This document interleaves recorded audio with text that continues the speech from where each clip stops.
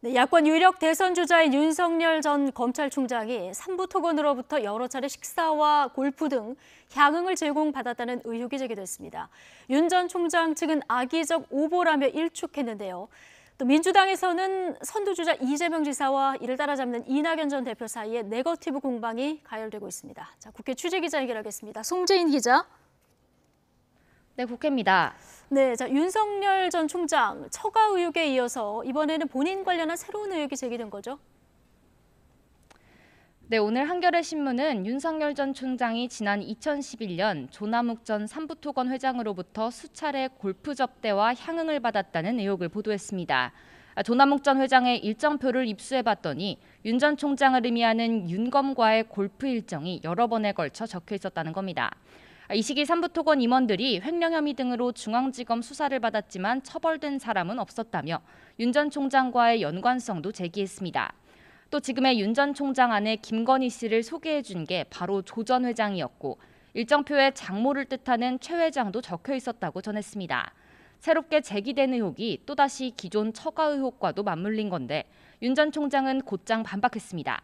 20여 년 전부터 조 전 회장을 알고 지내긴 했지만 최근 10년 동안 통화한 적도 없었고 특히 보도 시기는 저축은행 비리 수사로 골프 칠 여유도 없었을 때라며 전면 부인했습니다.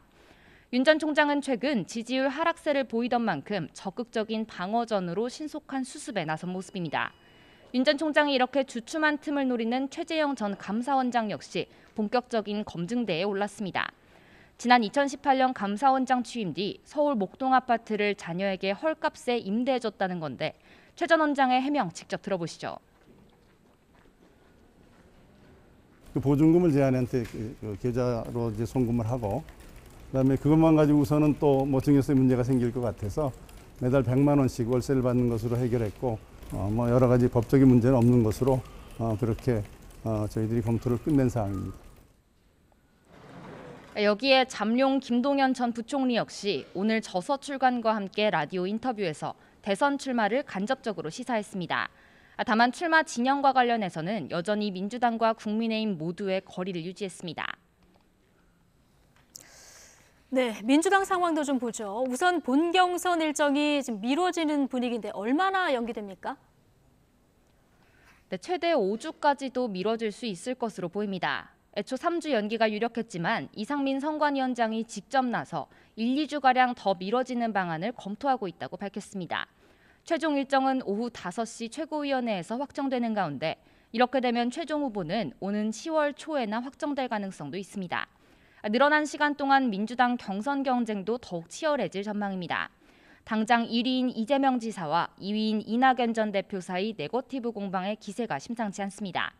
최근 경기도 산하 공공기관 임원이 SNS에서 이낙연 전 대표를 비방한 게 공방의 핵심입니다. 이낙연 전 대표가 선거법 위반 여부에 대한 법적 판단이 있을 거라며 공개적으로 비판한 데 이어 충분하다 않다가 아니라 그건 인사 문제가 아니죠. 준법이나 위법이냐의 문제이지요. 캠프 측에서는 경선 과정에서는 처음으로 형사고발 검토까지 거론하고 나섰습니다. 수사기관에 고발하는 문제는 진행 결과를 봐가면서 저희들이 검토를 하도록 하겠습니다. 이에 이재명 지사도 YTN 취재진과 만나 이낙연 전 대표 지지자들 사이 맡아두어도 말 못할 만큼 지나치다며 맞받아쳤습니다. 뭐 저를 장애인 폄하를 하거나 아니면 정말로 없는 사실 지어내서 음해하고 있는 그 수없이 많은 지지자들의 행동에 대해서 본인 측도 한번 고려해 주시면 좋겠습니다. 이게 지나치다는 생각이 듭니다. 이렇게 후발 주자들이 지지율을 끌어올릴 시간이 추가로 주어진 만큼 주자들 사이 경쟁은 갈수록 더 치열해질 것으로 보입니다. 지금까지 국회에서 YTN 송재인입니다.